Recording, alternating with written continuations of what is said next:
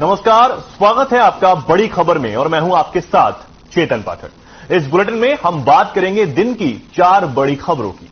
पहली खबर चंडीगढ़ से है, जहां हरियाणा विधानसभा बजट सत्र के दूसरे चरण का चौथा दिन था। दूसरी खबर बारिश से जुड़ी है, जहां हरियाणा में भारी बारिश और ओलावृष्टि के कारण किसानों की फसलें खराब हो गई, जिससे प्रदेश के अन्नदाता बेहद परेशानी में हैं। तीसरी खबर फरीदाबाद से है, जहां महिला सुरक्षा को लेकर डीसीपी हेडक्वार्टर से महिला जागरूकता वैन को हरी झंडी दिखाकर रवाना किया गया। और चौथी खबर अंबाला कैंट से है, जहां पुलिस ने सेक्स रैकेट का पर्दाफाश किया है। तो ये 4 बड़ी खबरें जिनके बारे में आज हम बात करने वाले हैं। पहली खबर, सदन में सीएम का जवाब। दूसरी बड़ी खबर, आफत की बारिश, किसानों पर कहर बनकर टूटी बेमौसम बारिश। तीसरी खबर, सुरक्षा को लेकर अहम कदम। चौथी खबर, सेक्स रैकेट का पर्दाफाश। तो इन 4 बड़ी खबरों की आज हम बात करेंगे। चारों बड़ी खबरें आपके सामने हैं, एक एक कर आज हम इनके बारे में बात करेंगे।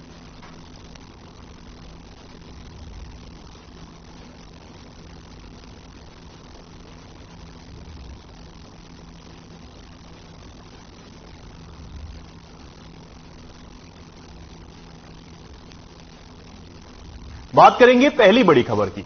हरियाणा विधानसभा के बजट की कार्रवाई के दूसरे चरण का आज चौथा दिन है। वहीं कल सदन में मुख्यमंत्री मनोहर लाल ने हरियाणा विधानसभा के बजट सत्र में प्रश्नकाल के दौरान प्रदेश में बेरोजगारी से संबंधित लाए गए प्रश्नों के जवाब देते हुए कहा था कि समय समय पर सांख्यिकीय और कार्यक्रम क्रियान्वयन मंत्रालय द्वारा periodic labour force survey PLFS करवाया जाता है।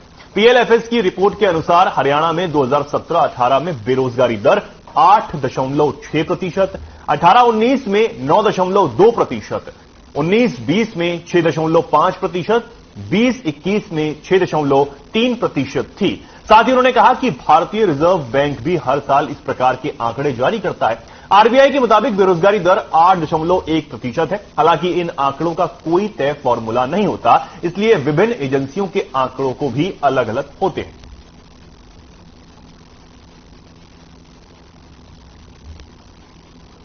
हमने इसी प्रकार हरियाणा इंजीनियरिंग वर्क्स पोर्टल बनाया है। बहुत बड़े भ्रष्टाचार का एक रास्ता बंद करने के लिए हम प्रयत्न कर रहे हैं कि जो इंजीनियरिंग कामों में बहुत शिकायतें होती हैं, बहुत इंक्वायरियां चल रही हैं, बहुत लोगों के खिलाफ कार्रवाई भी होती है, लेकिन सबके खिलाफ नहीं होती है। और इसमें अगर कोई अवसर ही जो उसको बंद कर दिया जाए कि ये ना हो, तो अपने आप चीजें ठीक होती हैं। और उसको करने में एक कठिनाई आ रही है। मैं आपसे साझा करना चाहता हूं कि जो बीच का सिस्टम है, जिनको आदतें गलत पड़ी हुई थी, उनके कारण से वो सिस्टम थोड़ा हिला है। उनको सबको लगता है ये क्या हो गया, हम तो इसी कारण से सरकार में नौकरी करते थे। यहां तक सुनने को मिलता था, हम कहते थे कि नौजवान को कि भाई तुम काम नहीं है, चलो तुम्हें 15,000 रुपए की नौकरी कहीं प्राइवेट दिलवा देते हैं ना जी ना, डीसी रेट की नौकरी दिलवा दो, चाहे 10,000 रुपए मिल रहे हो। अब है तो वो भी नौकरी जो है अस्थायी नौकरी है, प्राइवेट में भी कोई सुरक्षा नहीं है। लेकिन 15,000 छोड़ के 10,000 की नौकरी सरकारी ऑफिस में मुझे मिल जाए, मैं सरकारी बाबू की तरह काम करूंगा, उसमें से क्या क्या लाभ उठाता है। रोज किससे आते हैं, सरकारी नौकरी को सुरक्षित नौकरी भी नहीं मिल रही डीसी रेट पर। लेकिन सिस्टम को रोकने के लिए, हमने पारदर्शिता लाने के लिए सिस्टम बदले हैं। वो सिस्टम इंजीनियरिंग के कामों में लागू कर रहे हैं, कर दिए हैं। कंट्रोल्ड एरिया में एनओसी और एनडीसी, अगर वो म्यूनिसिपैलिटी में है तो एनडीसी नो ड्यूज सर्टिफिकेट लेकर के आएगा तो रजिस्ट्री होगी। कंट्रोल्ड एरिया में है तो टाउन प्लानिंग प्लानिंग से एनओसी लेकर आएगा तो रजिस्ट्री होगी, नहीं तो नहीं होगी। 2 नंबर में कब बेचेंगे? हाँ, इसके बाद जो नया बना रहे हैं उनको गिराएंगे भी सही। और साथ में जो गरीब आदमी है उसको मकान मिले, क्योंकि आखिर अन्यथा इस कॉलोनी बनने का एक बड़ा कारण होता है गरीब आदमी होता है, उसको अपना पैसा नहीं होता। जितने हमारे बिल्डर्स और जितने हमारे डेवलपर जो है वो उनके लिए रेट तय करते हैं। इसमें हमने कुछ ऐसे गरीब लोगों की विशेष योजना है, प्रधानमंत्री आवास योजना चल रही है, हरियाणा प्रदेश की भी अलग से योजना लाने जा रहे हैं, जिसका उल्लेख हमने किया है बजट में कि हम ऐसे गरीब आदमियों को रियायती दरों पर उनको मकान कैसे दे सकें। एक बहुत बड़ा मेजर हमारे लिए चैलेंज था। गड़बड़ें बहुत होती थी, हमारे समय में हुई, हमने बख्शा नहीं है। हमने एक पेपर लीक में 672 लोगों को पकड़ा है। पेपर लीक हुआ, पेपर कैंसिल किया, लेकिन 672 लोगों को पकड़ा भी है। हम किसी को छोड़ते नहीं, बख्शते नहीं है। कैसे पारदर्शिता ये हमारी बने, रिक्रूटमेंट ट्रांसफर हमारे ऑनलाइन हो जाए, तो ये सारी चीजें यानी ह्यूमन इंटरवेंशन की बजाय हम किस प्रकार से ऑटोमेटिक इन सारे व्यवस्थाओं पर आगे लेकर के चले। तो 2021 से जो चला आ रहा है, ये कृषि का बजट खेती के मदद के लिए रखा जाता है, सारे किसानों के लिए रखा जाता है, किसान परिवारों के लिए रखा जाता है। नहीं, किसान परिवार की कैपेसिटी तो हो जाता है, वो गांव की भी है, उसकी शिक्षा की भी है, उसके स्वास्थ्य की भी है, उसके बाकी चीजों की भी है। कृषि क्षेत्र इसके लिए 2021-22 का जो एक्चुअल बजट था वो था 4100 करोड़ रुपया, और 22-23 का जो आरई अब जो इस समय पेश किया है वो 5758 करोड़ रुपया, और 23-24 का बीई वो 7341 करोड़ रुपया, अर्थात इसमें 27% की वृद्धि ये हमने की है कृषि में। तो ये कहना कि बहुत कम बजट रखा है, ऐसा नहीं है। जितनी आवश्यकताएं होती हैं, डिपार्टमेंट जितनी मांग करता है उसके हिसाब से हम रखते हैं, उसके अंदर कहीं कोई कमी नहीं आई है। और अगर मैं इसको 14-15 का बजट बता दूं तो उस समय 2156 करोड़ रुपया था, जो मात्र 3.4% था। जो आज जो है भले वो 3.9 बता रहे हैं, लेकिन उस समय टोटल बजट का परसेंटेज तो देखते ही ना, उस समय टोटल बजट का 3.4% था कृषि का, आज 3.9% है। आधा % कृषि का बजट बढ़ा है, कम नहीं हुआ है।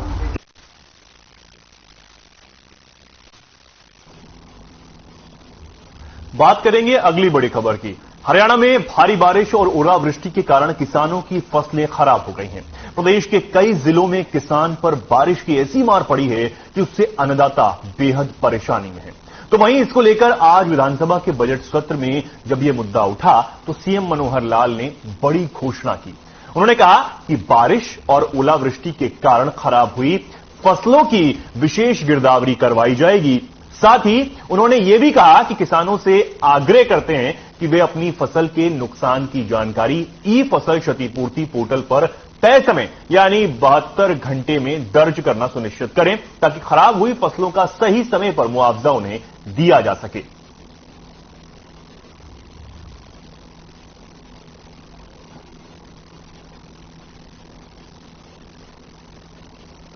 एम्प्लॉयमेंट सुधार की अगले प्रश्न की बात है कि हमने इसमें स्टेप्स क्या लिए हैं, गवर्नमेंट के स्टेप्स क्या हैं टू इंक्रीज द एम्प्लॉयमेंट। इसके अंदर हमने सरकारी जितने भी लिए हैं मैंने बताया, सरकारी भर्तियों के अलावा सक्षम युवा स्कीम हमने चलाई, जिसके अंदर बेरोजगार व्यक्ति को पोस्ट ग्रेजुएट को हमने 100 घंटे बदले काम दिया। इसी प्रकार से हमने ग्रेजुएट को दिया, +2 को दिया। आज 1 लाख से ऊपर लोग ऐसे हैं जो इस योजना का लाभ उठा सके हैं। जिन्होंने अप्लाई किया वो 3,96,000 थे, और जिन्होंने इसका लाभ उठाया वो 1,75,000 कुल हो गए, लेकिन उसमें से काफी लोग छोड़ के अपनी नौकरियों में जाते हैं। पोस्ट ग्रेजुएट 54,000, ग्रेजुएट 85,000 और 10+2 के 35,000, ये लोगों ने उसका लाभ उठाया। 1,01,000 लोगों को सक्षम के माध्यम से उनकी स्किलिंग करा करके उनको प्राइवेट जॉब में काम दिलवाया है। इस खबर पर हमारे साथ बातचीत के लिए जुड़े हैं प्रवक्ता बाक्यू सतीश नंबरदार। सतीश जी, बहुत स्वागत है आपका। सरकार की तरफ से कहा गया है कि 72 घंटे जो प्रक्रिया है वो आप पूरी कर लीजिए, उसके बाद किसानों को मुआवजा दे दिया जाएगा। क्या कुछ कहेंगे आप पहले तो इस पर? नहीं, सबसे पहले तो केंद्र में बैठी भाजपा की सरकार और हरियाणा में खट्टर सरकार अपने हर वादे से मुकरने का काम करती है। आज किसान इस हालात में है, अब फांसी खाने पर मजबूर है। केंद्र में बैठी भाजपा की सरकार ने क्या बोला था, अब 2022 में हम किसानों की आमदनी दोगुनी करने का काम करेंगे, लेकिन आज किसान किस हालात में पहुंच गया। आज किसान बेरोजगारी के हालात में आज किसान की फसल खराब है। तो आज किसान और के जो हरियाणा में खट्टर सरकार है, सिर्फ आश्वासन देने के अलावा कोई नया काम करने का काम नहीं कर रही। जी ठीक है। सतीश जी, हमारे साथ जुड़ चुके हैं प्रोफेसर वीरेंद्र सिंह चौहान, प्रवक्ता बीजेपी। सर, बहुत स्वागत है आपका भी। सर, अभी सतीश जी से मेरी बातचीत हो रही थी। सतीश जी कह रहे हैं कि कोई भी बात यहां पर सुनी नहीं जा रही है, चाहे वो केंद्र सरकार हो चाहे प्रदेश सरकार हो। देखिए, जब कोई ये कहता है कि कोई बात सुनी नहीं जा रही, सरकार कुछ भी नहीं कर रही, तो इस डायलॉग से ही उस आदमी का कुल मिलाकर के चरित्र चिट्ठा सामने आ जाता है। जो सरकार हरियाणा की सत्ता में आने के बाद 2014 में एक फसल के खराबे पर 1100 करोड़ रुपए हरियाणा के किसान के खाते में हस्तांतरित करती हो, जो सरकार हर संकट के समय किसानों को समयबद्ध ढंग से देश में सर्वाधिक मुआवजा दे चुकी हो, हर सीजन में देती हो जब जब खराबा होता हो, इस बारे में अगर कोई आपके चैनल में बैठ के कह रहा है कि वो उसने कुछ नहीं किया, वो तो खाली आश्वासन देती थी, इससे साबित होता है कि वो आदमी एकदम झूठा है और केवल कोई राजनीति करने के लिए आपके चैनल पे आकर के बैठ गया। हरियाणा की सरकार का रिकॉर्ड बता रहा हूं आपको मैं। ठीक है सर, जवाब ले लेते हैं। सतीश जी आपने बात सुनी। यहां पर आपको कहा जा रहा है कि राजनीति यहां पर सिर्फ की जा रही है, बरगलाने का यहां पर काम किया जा रहा है। सरकार तो अपना काम कर रही है, 72 घंटे का टाइम दिया गया है, आप प्रक्रिया पूरी कीजिए, उसके बाद मुआवजा मिलना शुरू हो जाएगा। तो ये प्रक्रियाएं तो पूरी नहीं कर पाते ना, रोड़ा तो प्रक्रिया का है मेरे भाई। आज देखो, मैं खट्टर सरकार को चेताना चाहता हूं, जब जंगल में आग लगती है, सूखे पेड़ के साथ हरा पेड़ जोड़ने का भी काम होता है। आज किसानों को ये सूखे पेड़ के साथ जलाने का काम कर रहे हैं। ये सिर्फ झूठे आश्वासन, झूठी सरकार। किसान आज इस हालात में है, किसान को टाइम पर खाद नहीं मिला, किसान को बीज नहीं मिला, कुछ भी टाइम पर किसान को मिला हो। अब तो खुद सदन में सीएम ने कहा है ना कि 72 घंटे की प्रक्रिया तो पूरी कीजिए, उसके बाद तो सीधा खाते में आएगा। नहीं, ये आश्वासन ही तो, आश्वासन देने की जरूरत कैसी था? खाते में पहुंच आए क्यों नहीं? सरकार के पास हर एक किसान का आधार के साथ लिंक जुड़ा हुआ है, खाता जुड़ा हुआ है, तो खुद हरियाणा सरकार ने खुद सोचना चाहिए। वीरेंद्र जी, फसल खराब होगी तो अब तक तो पैसा पहुंच जाना चाहिए किसान के खाते में। वीरेंद्र जी बता रहे हैं कोरा आश्वासन है सिर्फ। वीरेंद्र जी आप तक आवाज पहुंच रही है मेरी? ठीक है, शायद आवाज नहीं मिल पा रही है जी। सतीश जी बोलिए। और आपने पीछे भी देखा होगा, किसानों के साथ जो एमएसपी का मतलब ये जो एक नाटक करते हैं, 10 दिन लेकर किसान का बाजरा किस तरह खराब करने का काम किया। हर जगह किसान को कोरे आश्वासन। आज सौर ऊर्जा में किसानों को सौर ऊर्जा 20 लाख कनेक्शन हम हरियाणा में देंगे, ये 4 कनेक्शन देके, और फिर किसान के साथ नाटक करने का काम करते हैं। वेबसाइट पर किसान अपना नाम दर्ज करवाता है, फिर इनकी वेबसाइट हमेशा बंद मिलने का काम होता है। आज किसान इतना परेशान है और आत्महत्या करने पर मजबूर है। जी सतीश जी, ये तो कहा गया है कि पहले भी मुआवजा मिलता रहा है, अभी भी मिल जाएगा। 1 रुपए के चेक कहते हो तो मैं आपके चैनल के माध्यम से वो चेक भेज सकता हूं, और आपके चैनल का मैं धन्यवाद भी करना चाहूंगा। अगर आपने हमेशा सच्ची ग्राउंड रिपोर्ट दिखाने का काम किया है। आपने पीछे भी देखा होगा किसान किस तरह लाइन में लगकर किसान एक तरफ तो बोलती है ये सरकार बेटी बचाओ बेटी पढ़ाओ। क्या आती हैं समस्याएं, क्या आती हैं, क्यों प्रक्रिया पूरी नहीं हो पा रही? जो आप बात कर रहे हैं कि ई पोर्टल पे प्रक्रिया जो है कहा गया है, तो ये सरकार एक व्यापारियों की सरकार है, और ये व्यापारी बीच में। ये जवाब नहीं हुआ ना। मैं ये कह रहा हूं, आपने कहा कि प्रक्रिया पूरी नहीं हो पा रही, क्यों प्रक्रिया, क्या दिक्कतों का सामना उस पर करना पड़ता है? जो इनके एजेंट बैठे हैं, जो पटवारी हैं, जो बीच के प्रशासनिक अधिकारी हैं, वे उनका पूरा कर ही नहीं देते। किसी न किसी बात पर किसी का बूथे का भरना है, किसी का आधार का भरना है, किसी का पैन कार्ड का भरना।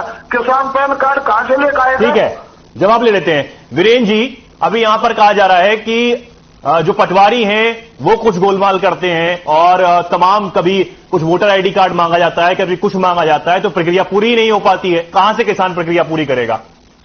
अच्छा, मैं ये जानना चाहता हूं कि इस तरह की, मान लो इक्का दुक्का किसान के साथ किसी पटवारी ने ऐसी बदतमीजी कर भी दी किसी कर्मचारी ने, तो हम वो होने नहीं देंगे, शिकायत करिए, टांग देंगे उसको जो किसान के साथ जाति करेगा। मैं केवल ये कह रहा हूं कि 1 मिनट सुन लो भाई, या तो इनको चुप कराइए या मुझे काट दीजिए। मैं ये कह रहा हूं, जिस सरकार ने अब तक पिछले 8-9 साल की अवधि में 5,000 करोड़ से ज्यादा किसानों के खाते में डालने हैं, उसके बारे में कोई ये कहे कि उसने पैसे नहीं दिए। अरे भाई, किसान के खाते में पैसा जा रहा है सीधा। अब हरियाणा के हर किसान का खाता कहीं ना कहीं किसी न किसी रूप से वो सरकारी रिकॉर्ड पर है। अब सीधे खाते में पेमेंट जाती है, कागज सबके पास हैं, सबके परिवार पहचान पत्र भरे हुए हैं, सबके सब दस्तावेज कंप्लीट हैं। कहीं कोई इक्का दुक्का किसी को परेशानी है तो उस परेशानी को दूर करना हमारा काम है, हम करेंगे। मूल मसला ये है कि पहले गोरख धंधे जो कर लेते थे ना लोग, गड़बड़ झाले करते थे, अब इस सरकार में वैसा कोई गड़बड़ झाला हो नहीं पाता है। पहले आपको याद होगा हरियाणा में भूपेंद्र सिंह हुड्डा जी की सरकार के समय मुआवजे के नाम पे 2 रुपए 5 रुपए के चेक जाते थे। अब किसी भी किसान को चाहे उसका 1 एकड़ में 500 का हिस्सा क्यों ना हो, उसको 500 रुपए से कम तो किसी कीमत पे कोई चेक कटता ही नहीं है। और इनके यहाँ बहुत दुर्गति थी इनके जमाने में, 350 करोड़ की देनदारी किसानों नहीं तो के सर अभी क्या कहेंगे सर, अभी क्या कहेंगे? किसान तो परेशान है, उनको मुआवजा चाहिए क्योंकि उनकी फसल बर्बाद हो चुकी है। अभी क्या कहेंगे? जो बात अभी सतीश जी की तरफ से यहां पर की जा रही है उस पर क्या कहेंगे? उस पर यही कह रहा हूं कि फसल जब भी खराब होती है उसकी गिरदावरी होती है, गिरदावरी होने के बाद मुआवजा देने की एक प्रक्रिया है। ऐसा कभी संसार में कहीं हुआ है क्या कि आज बरसात हुई? बहुत धन्यवाद आप दोनों का हमारे साथ जुड़ने के लिए। अगली बड़ी खबर की बात करते हैं। फरीदाबाद पुलिस की ओर से लगातार पुलिस सुरक्षा को लेकर कदम उठाए जा रहे हैं। डीसीपी हेडक्वार्टर, एसीपी बल्लभगढ़ और एसीपी साइबर सेल की मौजूदगी में महिला विरुद्ध अपराधों को लेकर महिला जागरूक वैन को हरी झंडी दिखाकर रवाना किया गया है। इस मौके पर डीसीपी हेडक्वार्टर ने बताया कि फरीदाबाद पुलिस लगातार महिला विरुद्ध अपराधों पर सख्ती बरतती नजर आ रही है और लगातार महिलाओं को महिला विरुद्ध अपराधों के बारे में जागरूक भी कर रही है। फरीदाबाद के हर एक इलाके में जाएगी और महिला विरोध अपराध को लेकर महिलाओं को जागरूक किया जाएगा। साथ ही इस वैन के साथ पुलिस की स्क्वाड टीम रहेगी। महिला विरुद्ध अपराध होता हुआ पाया गया तो कार्रवाई भी की जाएगी। लोगों को वुमेन के बारे में देखिए, इस टैगलाइन से बड़ा ही अच्छा मतलब निकलता है कि लोग जितनी भी हमारी महिलाएं हैं, अगर वो ज्यादा से ज्यादा एक तो सेफ फील करें और अगर उनके साथ कोई भी इशू होता है तो वो संकोच नहीं करें और अपनी कंप्लेंट को महिला पुलिस स्टेशन में, महिला हेल्प डेस्क में आकर खुल के दे और उस पर वो हमसे यही हम उनसे उम्मीद करेंगे कि वो सेफ फील करें और हम उस पर तुरंत एक्शन लेंगे जिससे उनको और बेहतर उनको ये फील भी होगी पुलिस एक्शन कर तो पुलिस की सहायता मिलेगी। तो हरियाणा पुलिस हमेशा से ही एफर्ट्स करता आया है टू मेक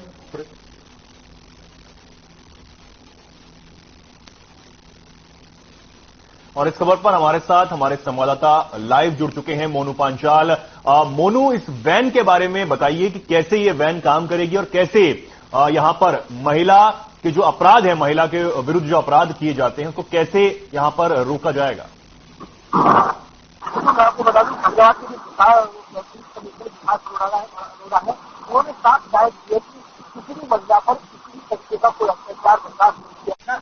इसी को लेकर के आज जो है डीसीपी हेडक्वार्टर सेक्टर 7 से जो एक ओबी ट्रेंड या हरी झंडी जो दिखाकर रवाना किया है। ये जो वैन है जिसमें महिलाएं हैं जो लगातार महिलाओं को गली और मोहल्ले और तरफ जाने से तो पुलिस के समीप है या पुलिस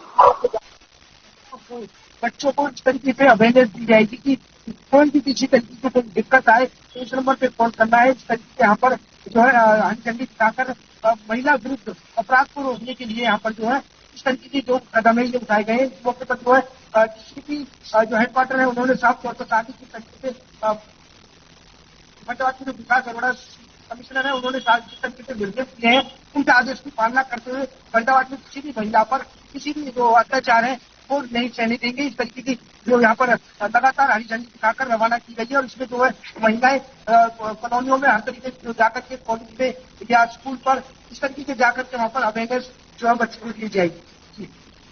मोनू, क्या इस वैन में सिर्फ पुरुष पुलिसकर्मी रहेंगे या महिला पुलिसकर्मी इस वैन में मौजूद रहेंगी?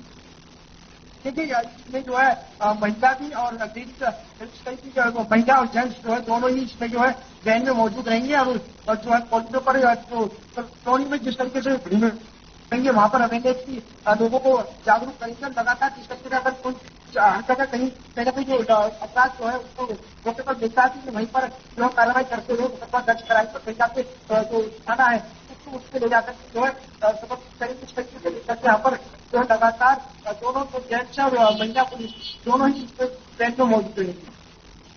मोनू, जो महिलाएं हैं जो अपनी रिपोर्ट दर्ज करवाना चाहती हैं, जो शिकायत लेकर यहां पहुंचना चाहती हैं, वैन उन तक कैसे पहुंचेगी या क्या कोई नंबर इसके लिए जारी किया गया है? मोबाइल वैन जो है आज रवाना की है, जो लोगों को जागरूक करेंगे। जो है नंबर है, हेल्पलाइन नंबर है, उनको जो है वहां पर बताएंगे कि इस तरीके से इस नंबर पे मिलाने से मदद मिलेगी या इस नंबर से मिलाने से मदद मिलेगी। ये सारे नंबर जो है यहाँ पर जागरूक लोगों को किया गया है। नंबर की जो है लोगों को बताया जाएगा जिस तरीके से महिला थाने हैं। ठीक है मोनू, बहुत धन्यवाद आपका हमारे साथ जुड़ने के लिए और जानकारी हम तक पहुंचाने के लिए।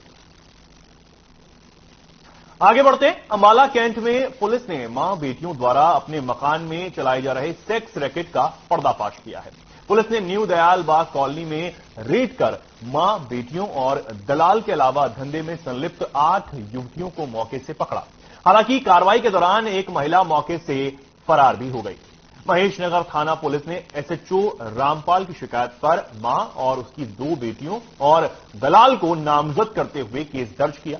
बता दें कि पुलिस की टीम को गुप्त सूचना मिली थी कि न्यू दलाल बाग में न्यू मैरी गोल्ड स्कूल के पास महिला अपनी 2 बेटियों के साथ मिलकर बाहर से 8 से 10 युवतियों को बुलाकर अपने मकान में सेक्स रैकेट चलाती है। पुलिस मुलाजिम नकली ग्राहक बनकर यहां गए और उनके रैकेट का पर्दाफाश किया। डीएसपी अनिल कुमार और महेश नगर थाना प्रभारी रामपाल सिंह की अगुवाई में ये रेड की गई।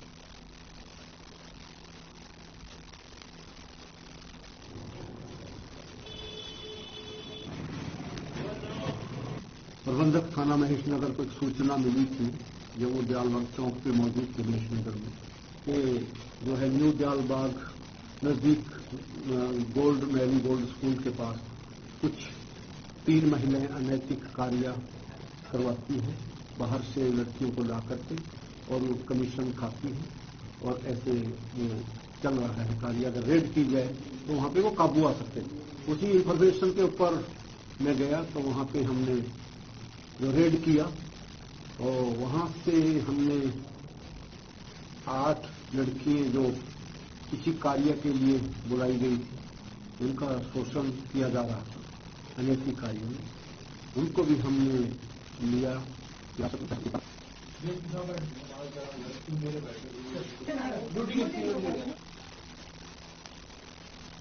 खबरों में फिलहाल के लिए इतना ही। नमस्कार।